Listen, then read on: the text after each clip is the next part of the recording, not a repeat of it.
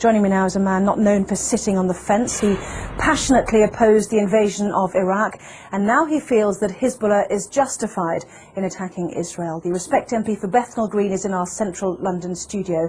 A very good evening, good morning rather, to you, Mr. Galloway. How do you justify your support for Hezbollah and its leader, Sheikh Hassan Nasrallah? A preposterous way to introduce an item, and what a preposterous first question. 24 years ago, on the day my daughter was born, and I've just celebrated her 24th birthday, I had to dash to the maternity hospital to see her given birth from a mass demonstration in London against the Israeli invasion and occupation of Lebanon. Israel has been invading and occupying Lebanon all of my 24-year-old daughter's life. The Hezbollah are a part of the Lebanese national resistance who are trying to drive, having successfully driven most Israelis from their land in 2000, Israel from the rest of their land, and to get back those thousands of Lebanese prisoners who were kidnapped by Israel under the terms of their illegal occupation of Lebanon. It's Israel that's invading Lebanon, it's Israel that's attacking Lebanon, not Lebanon that's attacking Israel. You've just been carrying a report of 10 Israeli soldiers on the border getting ready to invade Lebanon, and you ask us to mourn that operation as if it were some kind of war crime.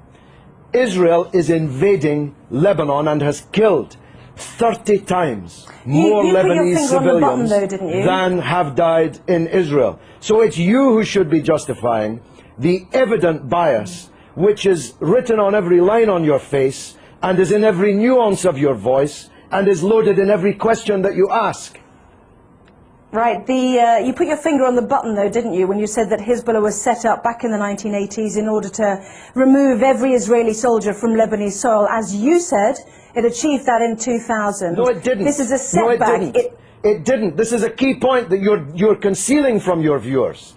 Israel was forced out of most of the south of Lebanon in 2000. It still occupies a part of Lebanon since 2000. The Shebaa Farms area, which is subject to this latest UN draft resolution. Thousands of Lebanese prisoners have been kidnapped by Israel. Hezbollah I spoke and the just a moment Lebanese ago to the Israeli Foreign Ministry released. spokesman who said that the 3 Lebanese who have been captured, perhaps you'd like to use that word, have been before a judge These are and not been the through a prisoners. court of law. Oh, please, have a slightly longer memory than 4 weeks. I'm talking about the thousands of prisoners taken during the 18 years of Israeli occupation, illegal occupation of South Lebanon. These are the prisoners that have to be released in exchange for the Israeli soldiers that were captured at the beginning of this wave of the crisis. Can I ask you about a report that's in today's Sunday Telegraph, which showed that Iran has given Hezbollah long-range missiles capable of targeting any part of Israel. Iran, according to this Iranian MP who helped found Hezbollah, has also said that Iran has given the authorization to target Tel Aviv. Can you blame Israel for wanting to destroy those missiles? This is preposterous. America has given Israel missiles that can target not just every city in Lebanon, but every city in the Arab and Muslim world, including Iran. Why should America be allowed to give long-range missiles to Israel, including hundreds of nuclear missiles, but Iran is not allowed to give missiles? Because it's given it to a terrorist organisation. But they're not a terrorist organisation. Only in the mind of Rupert Murdoch's Sky and the Times and the Sun and the News of the World. I'm going to stop you there, Mr. Galloway. Prescribed terrorist organisations. One man's terrorist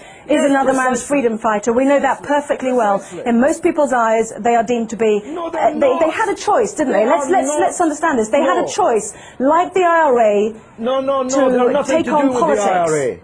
Listen, Anna. I'm saying they had a choice to absorb the idea of politics. They've got 2 Hezbollah cabinet ministers. Anna, one man's terrorist is another man's freedom fighter. You are totally wrong in saying that in most people's eyes, Hezbollah are terrorists. In most people's eyes, Israel is a terrorist state. It's the fact that you cannot comprehend that fact that leads to the bias which runs through all of your reporting and every question that you've asked me in this interview.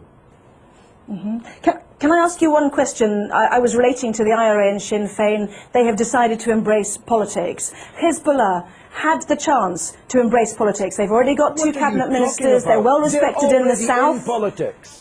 They are. That's what I'm saying. If you listen to me, I'm saying they've got two cabinet ministers already. They had a chance to do that. Why did they need to capture and kill Israeli soldiers on the border? Surely that sets back their ambitions to be a political force inside a democratic Lebanon. Look, because Israel occupies their country and holds thousands of their compatriots as kidnapped hostages in their dungeons. It's really very simple, except if you think only in a clock that goes back 4 weeks.